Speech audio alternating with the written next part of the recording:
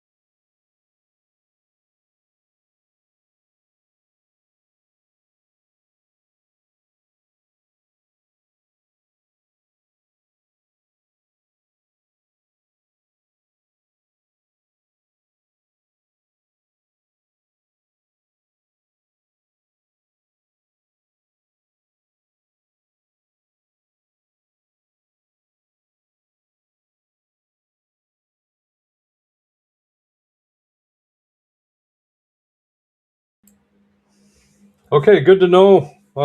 Sorry about that, folks. Thanks for being patient with me. I'm still figuring that out. All the settings on my end says that audio should work when I move over to the side camera.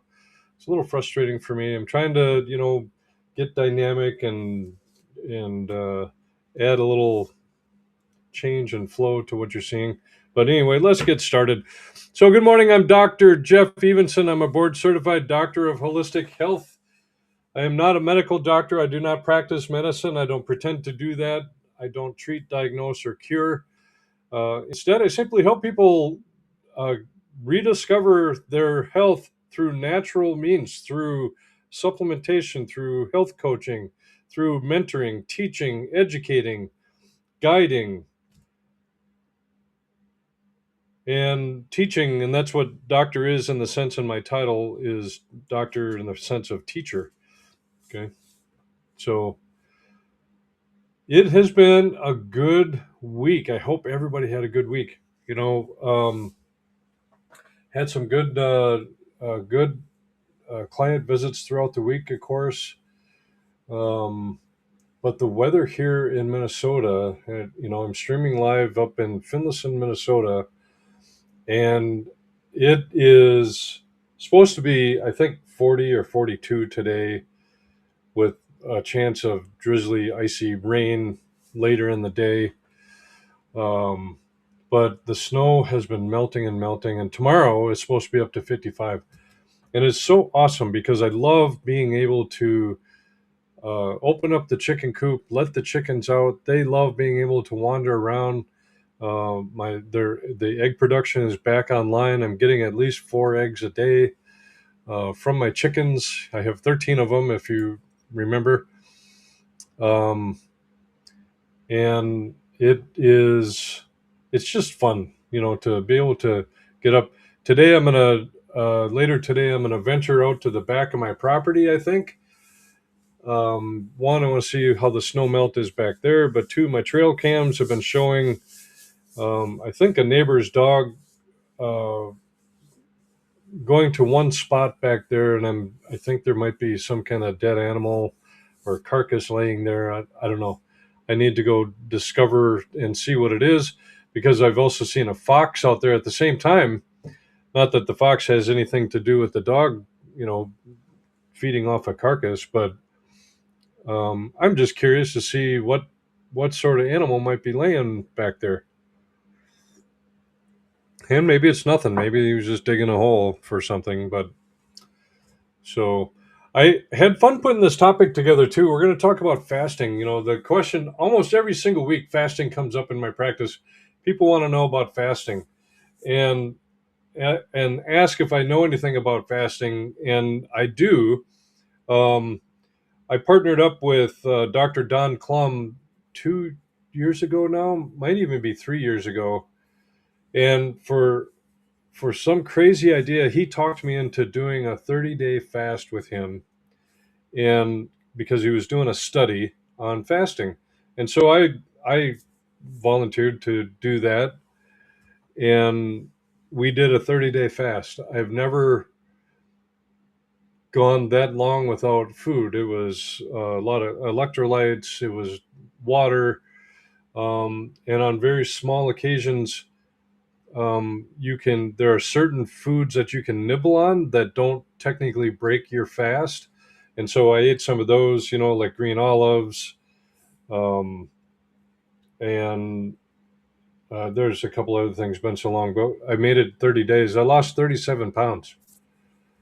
And when I came out of that fast, I was excited. I lost, 37 pounds, but it really got my attention because why did I have 37 pounds to lose? Okay. And that's kind of what started me on this journey where I ultimately hired a fitness trainer who I've been working with and training. And really, my whole goal, one, I'm doing it for myself. Obviously, you have to have some form of motivation and discipline to do the type of training that I'm doing. I feel phenomenal. I feel like I'm in the best shape of my life, and I'm 60 years old. Okay. Um, and it takes work to get there. But as a holistic practitioner, a holistic doc, now it I do that because I want to be the model and I want to be the type of practitioner that people come to that has integrity. I practice with integrity. I do the things that I'm teaching people to do, that I'm asking people to do. And I'm a firm believer that don't ask someone to do something that you are not willing to do yourself. Okay. Something that I learned during my time in the Navy, um, and was taught that by some great leaders in the Navy that I worked under. So, and speaking of Navy, hey, kudos go out to the submarine crew. First torpedo sinking. From as a retired Navy guy, all I could do was picture those guys doing something that I think every submariner hopes they never have to do. But when the opportunity was there, they didn't hesitate and took it. Um, Quite remarkable. Just proud of the Navy and all the work that they're doing. Especially I think it matters when you have a strong commander in chief, um, somebody who will look out for the military, and that I believe is in President Trump. And I'm not going to apologize for that. I'm not going to say, "Oh, I'm sorry, I like President Trump." I'm not going to play that game. He's a good commander in chief. He's taking care of the military, and that matters a lot to me. Um, and So that I'll just leave it at that. So I want to get back. Let's get back into fasting. Let's dive in. Okay. So grab your coffee. I'm going to grab my coffee here. Settle in, uh, because today we're going to step into a conversation that has been absolutely dominating the health world for the last decade. Okay. And what is that? It's fasting, intermittent fasting, time restricted eating, skip breakfast. Okay. Eat in a 4 hour window, all these variations. Do a 72-hour fast and unlock your biology. Okay. You've heard it all. And somewhere in the middle of that noise are millions of people trying to figure out one simple thing. Is this actually good for my body, or am I just chasing another health trend? Because here's the truth. Some people start fasting and feel incredible. I did. Energy goes up, weight drops, your brain fog disappears. And yet there's other people that try it and within a week they feel like a truck hit them. And I've experienced that side of the fasting too. I've broken fasts because I felt like utter shit. They're shaky, they're anxious, they're exhausted, their sleep gets worse, and their mood tanks. And they start wondering, what's wrong with me? Well, the problem isn't them. The problem is the one size fits all health advice that floods the internet. health influencers screaming about miracle product protocols, biohackers chasing the next dopamine hit, people stacking strategies on top of strategies without ever stopping to ask one critical question. What does my body actually need right now? Because your body's not a machine, it's a living, intelligent system. It has priorities, it has stressors, it has a sequence of healing that cannot be skipped just because someone on YouTube said fasting will fix everything. Excuse me.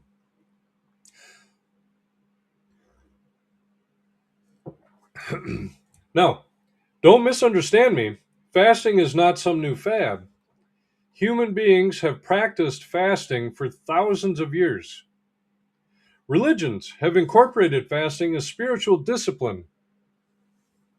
Ancient cultures experienced fasting naturally because food availability fluctuated. Your metabolism is built to handle periods without food.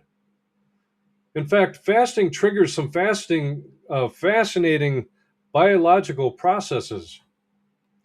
Things like improved insulin sensitivity. You get metabolic flexibility. Add a cellular cleanup mechanism called autophagy, where your cells literally begin recycling damaged components. There are real physiological benefits there. But here's the problem. The modern health conversation took something nuanced and turned it into a health religion. Now the message is if you're not fasting, you're doing it wrong. Or if you're eating breakfast, you're sabotaging your metabolism. Another one is if you're not doing 18-hour fasts, you're missing out on longevity. And suddenly people start forcing their bodies into protocols that don't match their physiology. And when it backfires, they blame themselves, not the advice. That's where I want to slow things down this morning, because fasting is not a magic bullet. It's a metabolic tool. And like any tool, it can build something powerful or it can cause damage when used in the wrong situation. One of the individuals I mentioned who has done excellent work unpacking the science behind this is Dr. Don Klum. His research goes deep into how fasting actually interacts with metabolism and physiology. Not the hype, the real biology. In fact, as I'm saying this, I'm remembering I interviewed him, and I'm not sure I published the interview. I'll have to go back and look at that. I think I did, but I might run it again after the show.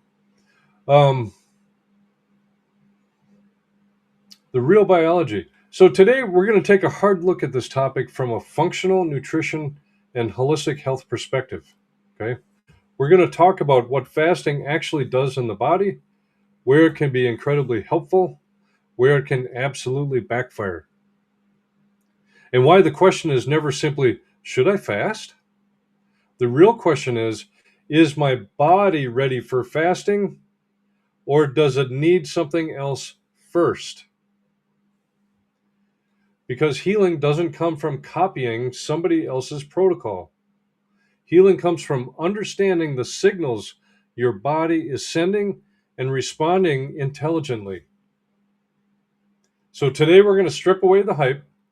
We're going to dig into the physiology. And by the end of this conversation, you'll have a much clearer picture of where fasting fits into the bigger story of real health. So let's start by understanding what fasting actually is and what happens inside the body the moment food stops coming in. Okay. Now, before I dive into that, I want to promote. I do have a free live webinar coming up on March 18th. I was going to say this next Wednesday. It's not. 2 weeks, 7 p.m. Register free. If you're thinking about, if you want to get some more information, Um, and what I've learned, when I sit down with people for the first time, I often hear the same story, and we're going to talk about that. They've cleaned up their diet, they're taking supplements, they've seen multiple practitioners, and yet they still feel stuck. Okay. And that's exactly why I'm hosting this free live webinar. In that session, I'm going to be walking through something most people never get shown in their health journey, the missing step that determines whether all those right things actually work. Okay. It's not about trying harder, but it's about guiding and understanding the process that the body needs to go through. Okay. So I will take this link here. I'm going to post this in the chat, in the comment section, and you can click on that. Please register. It's free, live Wednesday. I appreciate it. And if you're just joining the show, please chime in on the comments and tell me where you're watching from. It's always fun to see where people are watching from. I know Janae is a show regular. She's up in McGregor, Minnesota. And it's just fun to see where people are tuning in from. So, all right. Let's get into what fasting actually is. We'll start with something simple because a lot of confusion around fasting actually begins with the definitions. Okay. Fasting is not some modern biohacking invention. It's not a Silicon Valley performance trick. It's not something invented by Instagram fitness influencers. Okay. Fasting is simply a period of intentional non eating. That's it. A period of intentional non eating. And whether people realize it or not, most of them are already fasting every single day. If you finish dinner at 7 p.m. and you eat breakfast at 7 a.m., that could be considered a 12-hour fast. Your body's been doing that for your entire life. In fact, if we zoom out, historically, fasting was once a normal metabolic rhythm for human beings. For most of human history, people did not have constant access to food. And folks, that's what's killing us. We can graze. I used to do this too. You could have days where you're grazing on food all day long. You're not giving your system a break at all. Okay? So there were periods of abundance and periods of scarcity. The human body evolved to adapt to those fluctuations, which means your metabolism is designed to operate in two primary states.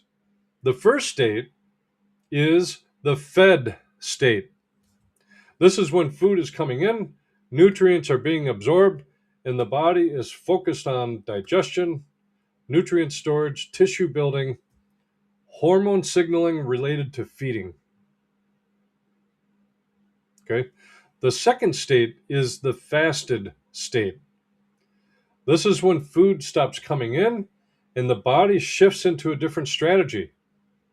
Instead of relying on incoming fuel, it begins accessing stored energy reserves. And this is where intermittent fasting comes into the conversation. Okay? Intermittent fasting simply means extending the amount of time you remain in the fasted state. The most common patterns people use today are things like 12 hours fasting, 12 hours eating, or 14 hours fasting, 10 hours eating, or 16 hours fasting, 8 hours eating. You see where I'm going? Sometimes people even push that window to 18 or 20 hours. Now, the reason people experiment with these longer fasting windows is because something interesting begins to happen metabolically once food has been absent long enough. In the first several hours after eating, your body is primarily running on glucose from the last meal. As that glucose gets used up, the body begins tapping into stored glucose called glycogen, which is stored in the liver and muscles. This phase typically lasts somewhere around 12 to 16 hours, depending on the person. After glycogen stores begin to decline, remember glycogen is stored in the liver and muscles. After those stores begin to decline, the body starts shifting toward a different fuel strategy and it begins increasing fat metabolism. Fatty acids begin being released from storage. The liver begins producing ketones, which the brain and muscles can use as fuel. And as this shift happens, insulin levels begin to fall. Growth hormones can increase, and cellular repair pathways start becoming more active. One of the processes that has gained a lot of attention in fasting research is called autophagy. Autophagy literally means self-eating. Okay? But what that really means or really refers to is the body's ability to break down damaged proteins, dysfunctional cellular parts, and metabolic waste and recycle those materials into new building blocks. I always like the term self-eating because when you look around society, and this used to include me, I still have a lot of food stored on my body that if I stopped eating, I could probably have enough food here to thrive and be alive for the next 2 or 3 weeks or longer. Some people you see, you can go out in public and point them out. They have enough food for a month. There's enough for 3 months on that person, and so on and so on. It's out of control, folks. So think of fasting, think of autophagy like a cellular cleanup and recycling system. Your cells begin removing debris that has accumulated over time. And this is one of the reasons fasting has been studied in connection with longevity, metabolic health, brain health. Okay. So here's where I want to pause for a moment because at this point of the conversation, this is usually where fasting advocates start saying, see, this is why everyone should be fasting.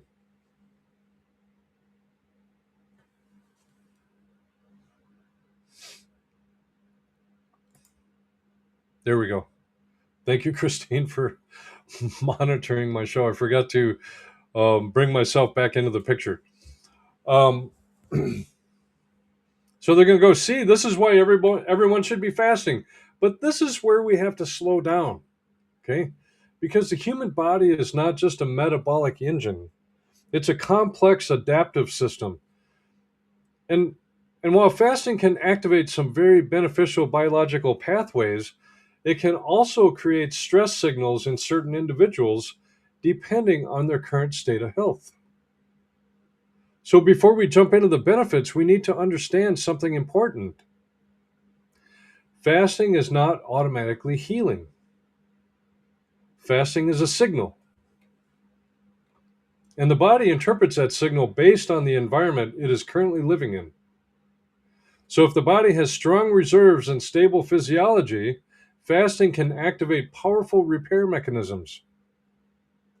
But if the body is already struggling with things like chronic stress, blood sugar instability, toxic burdens, parasites, immune challenges, that same fasting signal may push the system deeper into survival mode. Which is why the conversation around fasting has to go deeper than just copying someone else's protocol. We have to understand what the body is dealing with underneath the surface. And that's where the real discussion begins. So in the next segment, we're going to dig into what actually happens in the body once fasting extends beyond that first metabolic transition and why some people start experiencing dramatic benefits when that shift occurs. Okay. This is where quantum nutrition testing and muscle testing come into play. This is where I can have that conversation with the body and never start new clients out on fasting. A lot of times when new clients come to me, we've got to deal with the things that the body is already struggling with that I listed: the chronic stress, the blood sugar instability, the toxic burden, the immune challenges, parasites.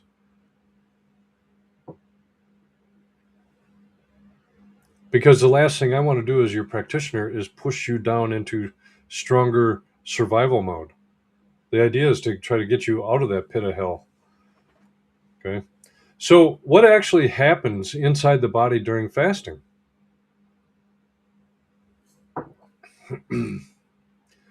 Now that we understand what fasting is, let's go a little deeper into what is actually happening inside the body when food stops coming in. Because the body does not just sit around waiting for the next meal, it immediately begins shifting its metabolic strategy. Think of your metabolism like a hybrid engine. It can run on multiple fuel sources, but most people today have trained their body to run almost entirely on one fuel: sugar, glucose. Every time we eat carbohydrates or sugars, the body releases insulin to help move that glucose into the cells. Now, insulin is not the enemy, it's a necessary hormone. The problem is constant stimulation. Many people are eating every 2 to 3 hours all day. They're eating breakfast, they have a snack, they eat lunch, they have a snack, they eat dinner, they have a late night snack. That pattern keeps the insulin elevated almost continuously. And when insulin stays elevated, the body remains locked in storage mode. It stores energy, it stores fat, it reduces access to that stored fuel. But the moment fasting begins, insulin levels begin to fall. And as insulin falls, the body gains access to stored energy again. And this is where we start seeing the first major benefit of fasting: improved insulin sensitivity. Because some people have been called insulin resistance, which leads into type 2 diabetes, type 1 leads into then dementia potentially, and all that. They're starting to call dementia as a type 3 diabetes. That should get your attention. Too many carbs, folks. So, improved insulin sensitivity. Cells become more responsive to insulin signals again, which helps stabilize blood sugar and improve metabolic efficiency. But that's only the beginning. As the fast continues, the body moves through a series of metabolic transitions. First, it burns through circulating glucose.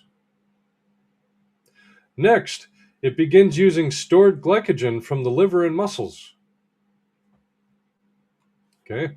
Glycogen is basically stored carbohydrate energy that the body keeps on reserve. Most people carry somewhere between 12 and 24 hours of glycogen, depending on their metabolism and activity levels. Once the glycogen stores begin to drop, something fascinating happens. The body begins releasing fatty acids from the adipose tissue.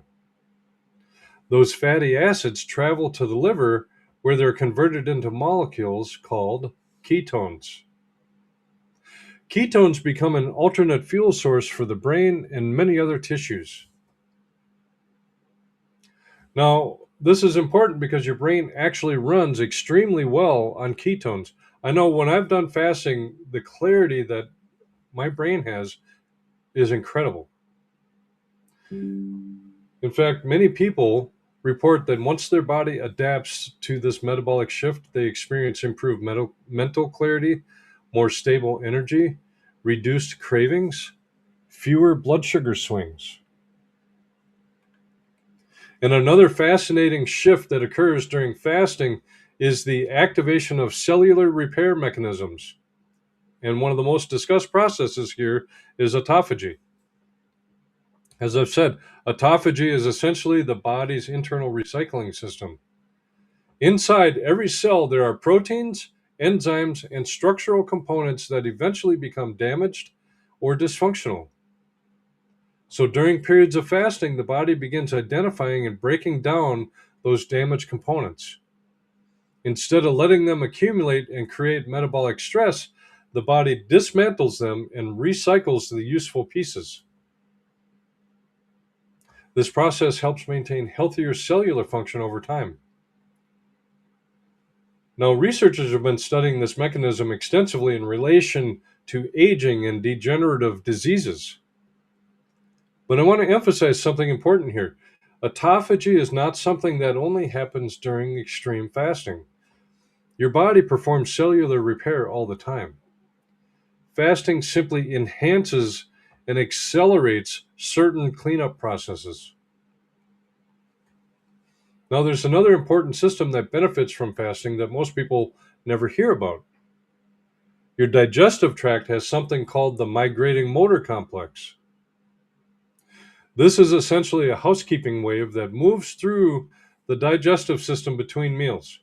Its job is to sweep out leftover food particles, bacteria, and debris that accumulate in the intestines. But this process only activates when the digestive system has periods without food. So if someone is constantly snacking, grazing, or sipping calories all day long, the migrating motor complex rarely gets a chance to activate fully. And this can contribute to symptoms like bloating, sluggish digestion, bacterial overgrowth. And when fasting windows allow the migrating motor complex to do its work, digestion often improves. So when people talk about the benefits of fasting, they're usually referring to a combination of these physiological shifts: lower insulin, improved metabolic flexibility, activation of cellular cleanup systems, improved digestive housekeeping. All of that sounds fantastic. And for some people, these shifts can absolutely support better health. But here's where the conversation needs to get honest, okay? Because the exact same metabolic shifts that benefit one person can create stress signals in another. And that's what we need to explore next. Because the question is not just what fasting does, the real question is who actually benefits from it and who should be careful.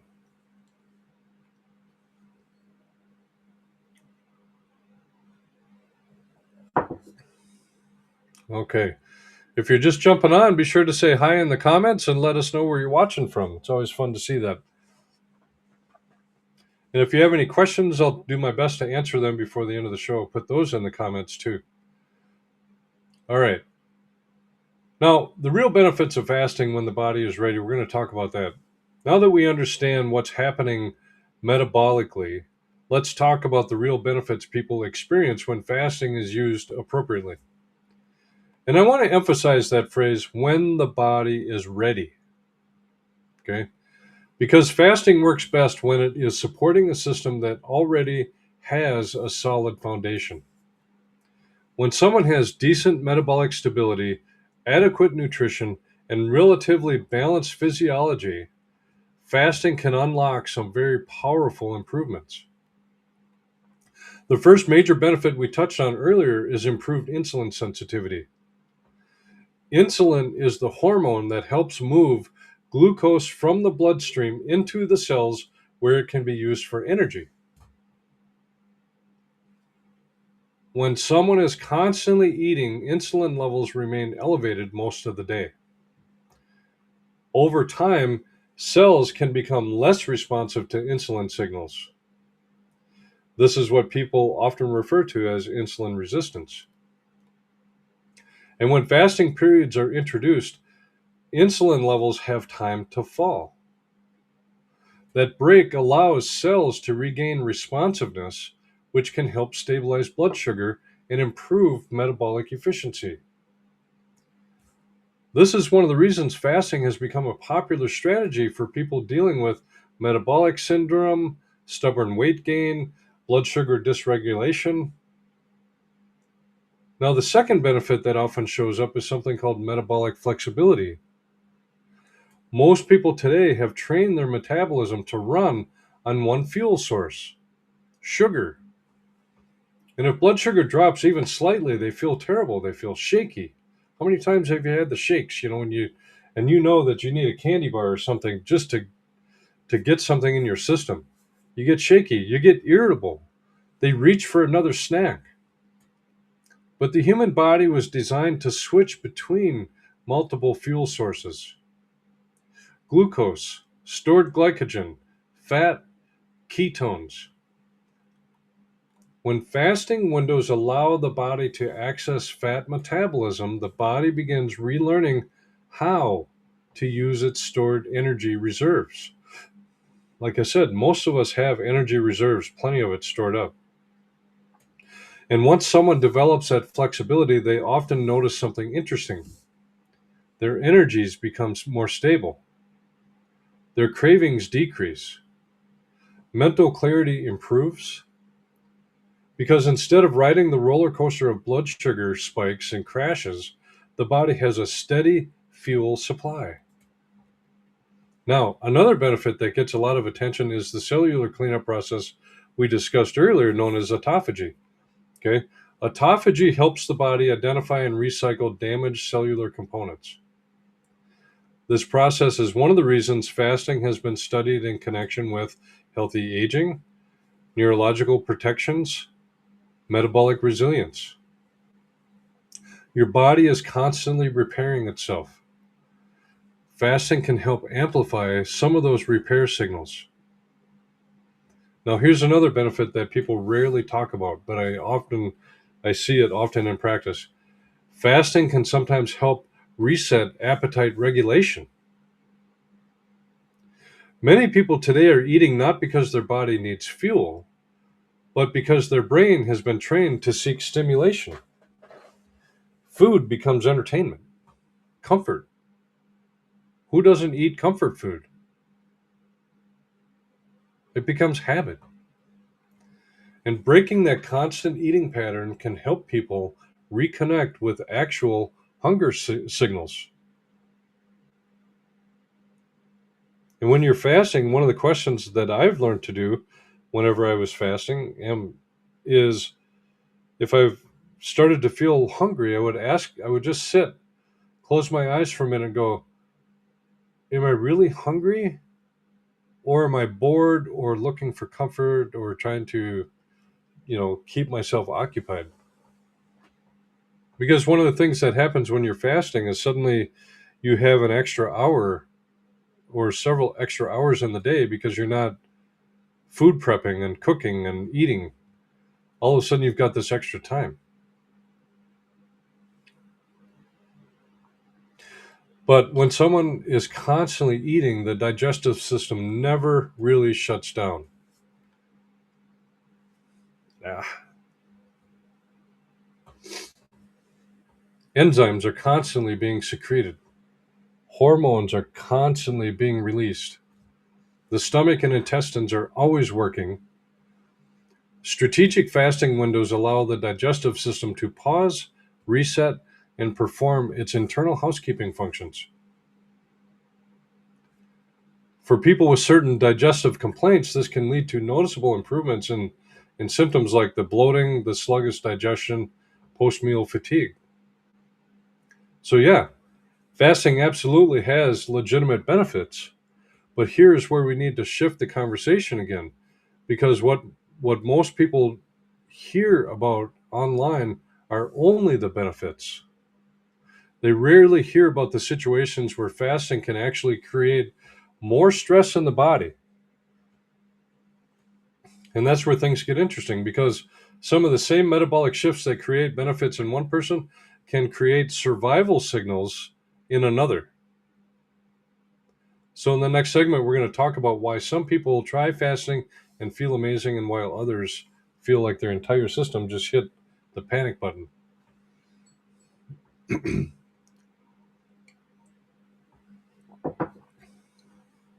All right. So, now we need to talk about the side of this conversation that almost never makes it into the social media posts. Because while fasting can be incredibly helpful for some people, I also see situations where fasting makes people feel significantly worse. And when that happens, people often assume something is wrong with them. They think, everyone else says fasting is amazing. Why do I feel terrible? Why do I feel like shit? The reality is that fasting is not just a metabolic switch, it's also a stress signal. And whether that signal produces healing or struggle depends heavily on the condition of the body receiving that signal. So let me give you a simple example. If someone has a very stable blood sugar, good mineral reserves, and strong adrenal function, the body can move into fasting mode smoothly. For them, energy shifts from glucose to fat, ketones increase, hormones adjust, the system adapts. But if someone already has blood sugar instability, fasting can feel like a metabolic earthquake. Instead of a smooth transition into fat metabolism, the body begins fighting to maintain glucose levels. Cortisol increases, adrenal signaling ramps up, and the person begins feeling symptoms like shakiness, irritability, anxiety, brain fog, or sudden fatigue. Their nervous system goes into survival mode.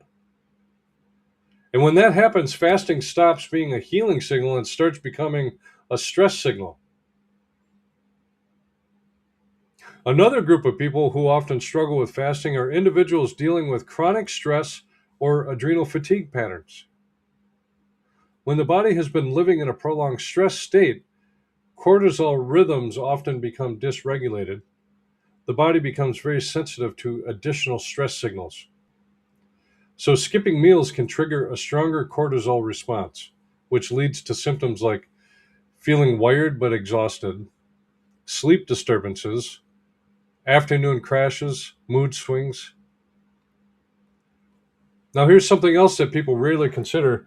If someone is actively dealing with detoxification challenges, fasting can sometimes increase symptom intensity. And here's why. During fasting, the body begins mobilizing stored fuel, but stored fuel often contains stored toxins. Fat tissue can hold on to things like environmental chemicals, heavy metals, and metabolic waste. So when fat breakdown increases, some of those compounds can re enter circulation. And if the body's elimination pathways are not fully supported, liver, lymphatic, kidneys, gut, the person may temporarily feel worse. Call it the fasting flu. They might experience headaches, nausea, brain fog, inflammatory flare ups. That's why fasting needs to be approached carefully when someone is working through deeper detoxification. Now, another interesting group where fasting needs to be individualized is women. Okay. Women's hormonal systems are more sensitive to prolonged caloric restriction signals. In some women, aggressive fasting can influence thyroid signaling, reproductive hormone balance, menstrual cycles. This does not mean women cannot benefit from fasting, but it often means the fasting window needs to be shorter or less aggressive. Now, here's the big takeaway from all of this. The internet tends to treat fasting like a universal solution, but physiology doesn't work that way. What strengthens one body can stress another, and which brings us back to the bigger principle I talk about all the time. Healing is not about copying someone else's protocol. Healing is about understanding what stressors your body is currently dealing with. And that's where the conversation gets really important, because sometimes the reason someone feels better when they fast is not because fasting solved the problem. Sometimes it's because not eating temporarily stopped aggravating the problem. And that leads us directly into the next piece of this conversation, why fasting alone rarely fixes the deeper root causes of chronic health challenges.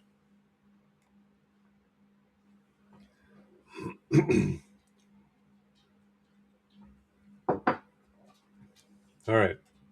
So now this is where I want to slow the conversation down, okay, and bring it back to the bigger picture of health. Because one of the biggest misunderstandings in the fasting conversation is this idea that fasting itself is somehow the solution to chronic health problems. Remember earlier in the episode, I said fasting is a tool. It's a tool in the toolkit of getting health back.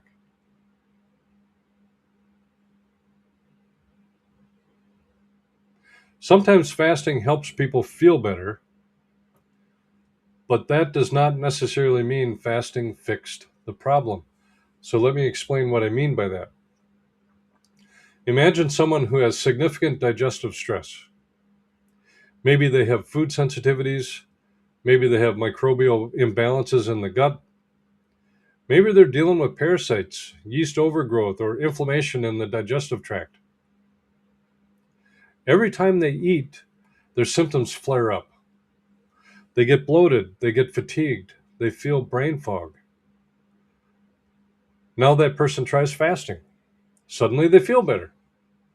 The bloating decreases, the fatigue lifts a little, their mind clears up, and they think, wow, fasting fixed my gut. But what may actually be happening is much simpler.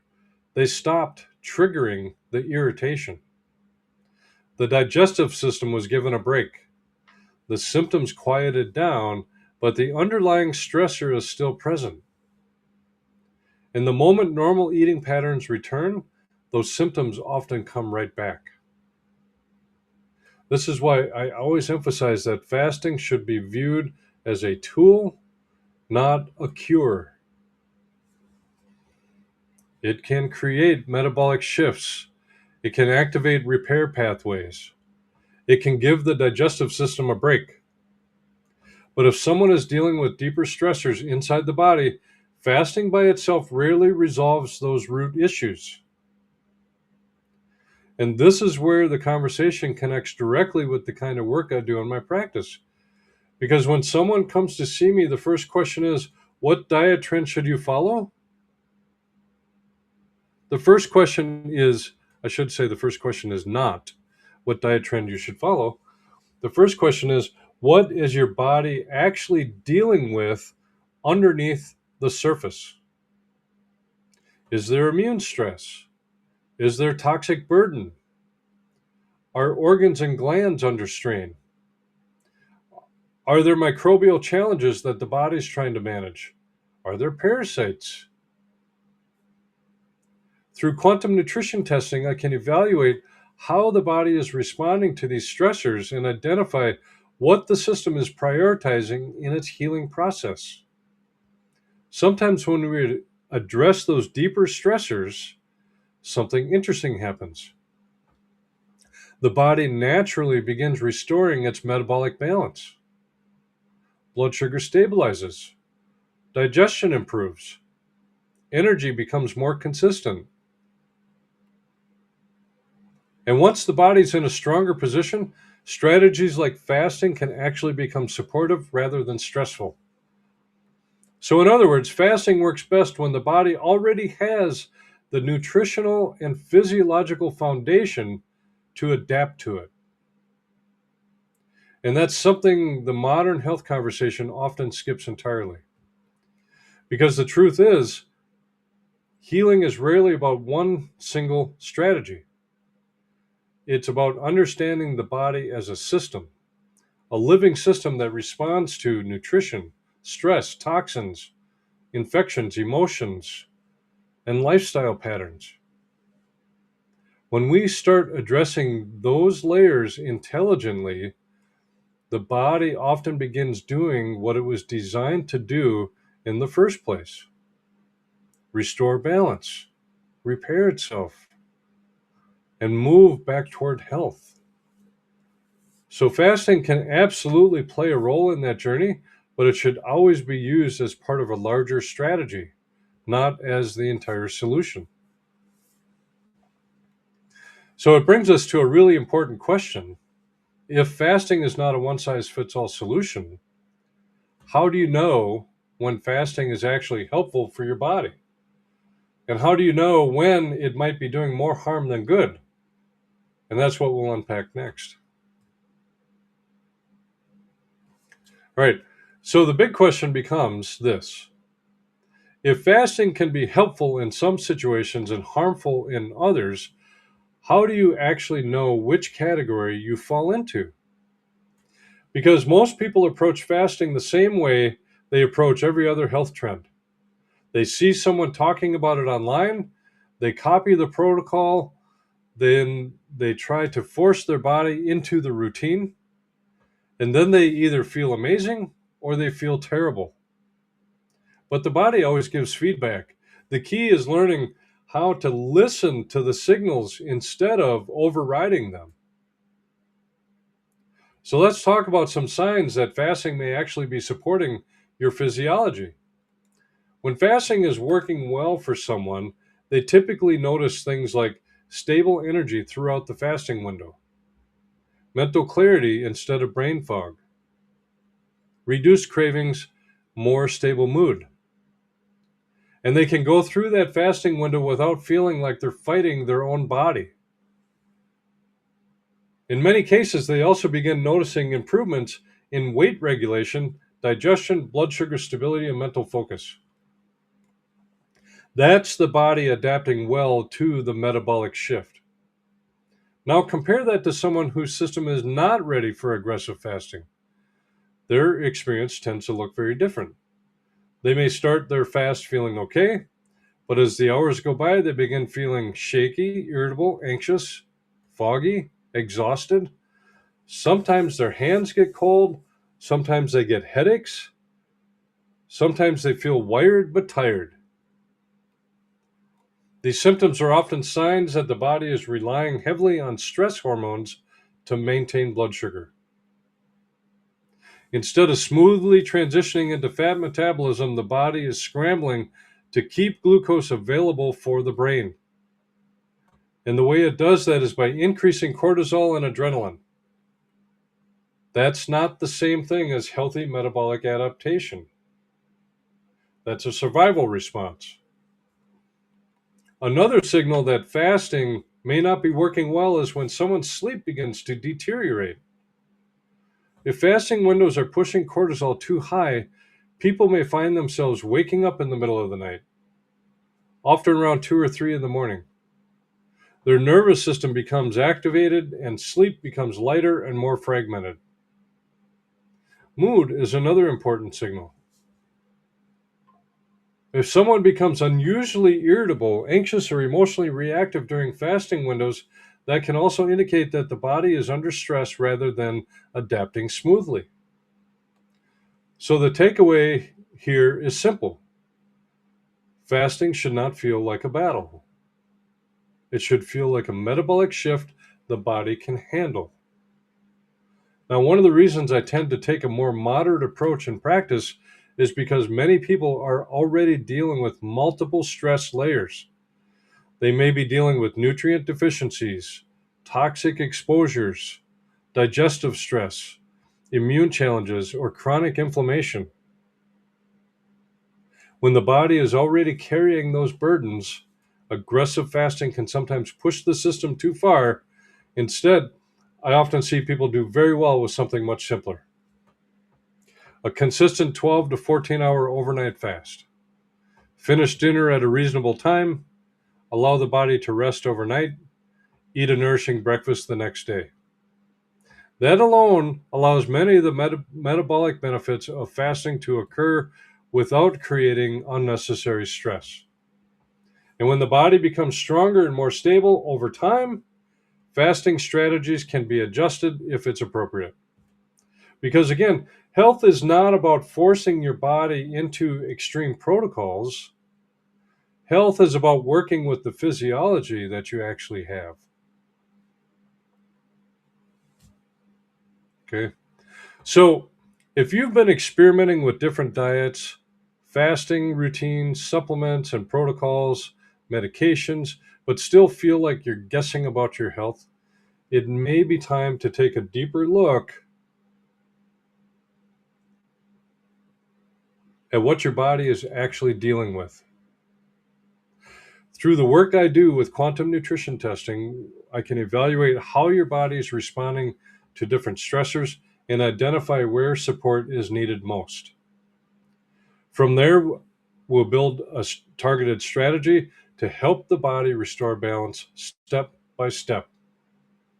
If you'd like to learn more about that process,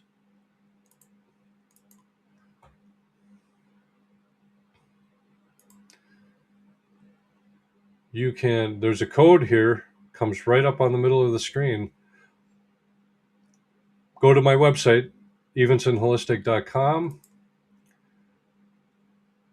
or reach out to my office to schedule a consultation. Okay. You don't have to keep guessing about your health.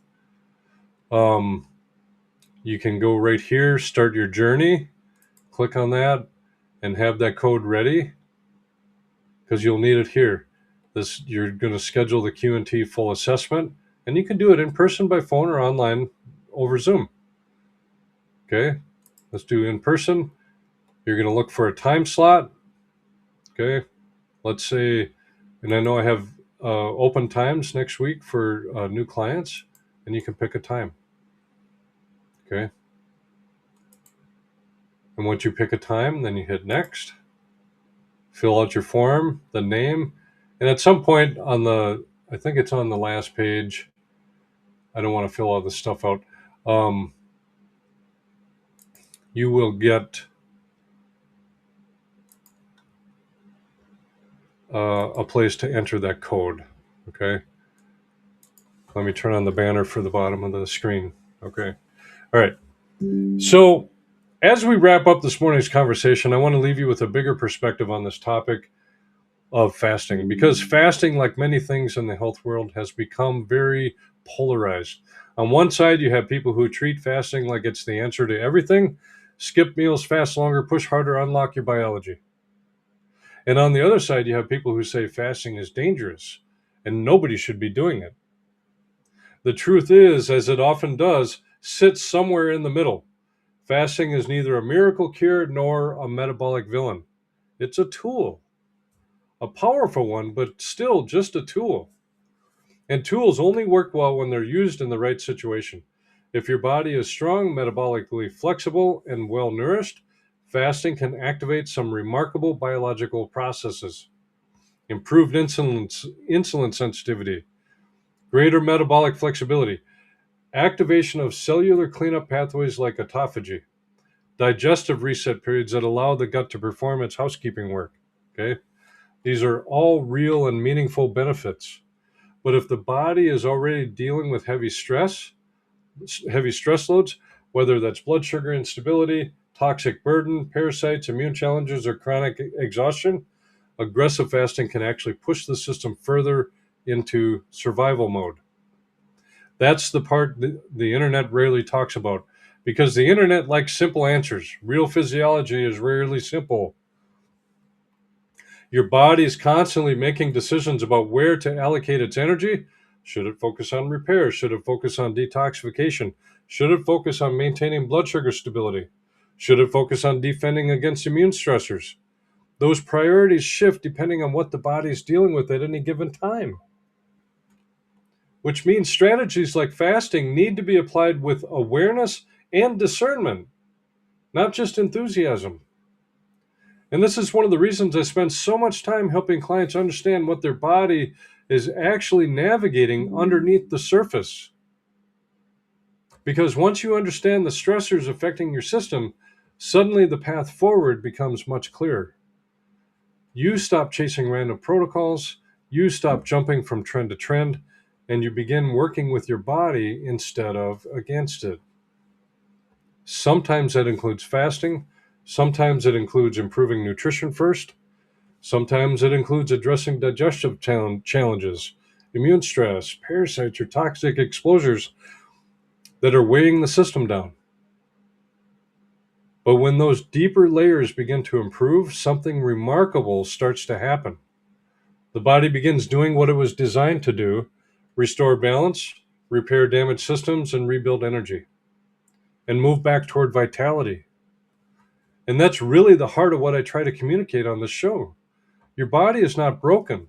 Your body's responding to the environment it has been placed in. So when we start improving that environment, nutritionally, metabolically, emotionally, and spiritually, the body often begins finding its way back toward health. So if you take away anything from today's conversation, let it be this: fasting is not the answer, but it can absolutely be part of the strategy when applied at the right time, in the right way, for the right person. And as always, my encouragement to you is simple: stay curious about your health, pay attention to your body's signals, and keep seeking truth rather than trends. So thanks for spending part of your morning with me today. I really appreciate it. This has been Morning Coffee with Doc Jeff, and I'm grateful that you choose to be here. Until next time, take care of yourself, take care of each other, and keep pressing forward on your journey toward better health. Okay? Remember, March 18th, a free webinar, 7 p.m. Central Time. Go to my Facebook page, you'll find the link on there. Or I put it in the comments here. Okay? Let's close in prayer. Heavenly Father,